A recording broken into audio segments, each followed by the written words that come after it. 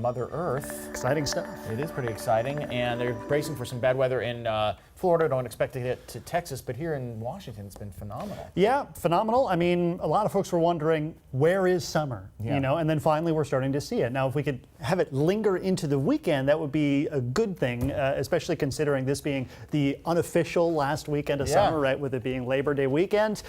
You know, some of the nice weather will linger into the weekend, but it's likely not going to be nearly as warm as what it was yesterday and what it will be today. We're still seeing plenty of sunshine out there. It's a great day to be out on the water, especially those that have that northerly breeze. Nice day for a sailboat ride as well. And we also have some pretty good visibility. Look at how warm some of these stations are, especially areas out along the coast and a little further south. South Bend right now is at 77 degrees. They were at 87 earlier today. Vancouver at 86 degrees and Rochester 85 degrees. So very warm, especially areas closer to the Cascade foothills where we have that influence from the air flowing downhill down the back slope of the Cascades. Look at Arlington right now at 84 degrees, or excuse me, these are high temperatures for today. Arlington hitting 84 and going with a high temperature right around 88 in Seattle and 90 degrees in the Olympia area. So yes, a very warm day. This is about where temperatures are going to peak, and we are expecting some significant changes, and it all has to do with a shift in wind direction. So we've had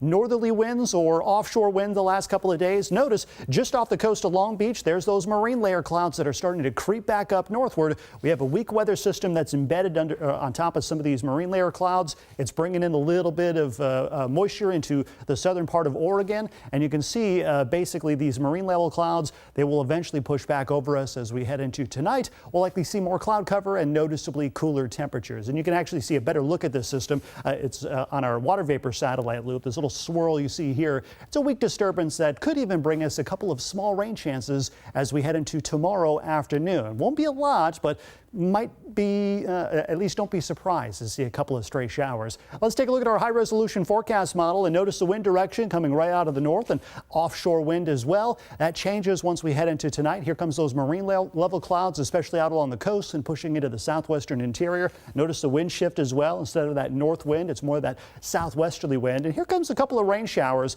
Earlier forecast runs did keep a lot of this up in the mountains as we head into Thursday afternoon, but the latest run does bring a couple of rain showers into the Puget Sound area by tomorrow afternoon. Again, doesn't look like a lot, but just something to be more mindful of. And certainly cooler temperatures. We are in the upper 80s to low 90s today. And look at from Thursday through the upcoming weekend, 70s for forecast highs and even mid 70s as we head into Sunday and Labor Day. Here's the rest of your 7-day forecast. Other than the cool down and a couple of rain showers on Thursday, we will see more sunshine on Friday, especially Friday afternoon, other than those marine layer clouds in the morning. It does look like showers on Sunday, the wetter day of the 3-day upcoming weekend. By Labor Day, we clear out to a mostly sunny sky, and temperatures the first few days of September into the upper 70s. So no big cool downs, but certainly a lot cooler than where we're at today.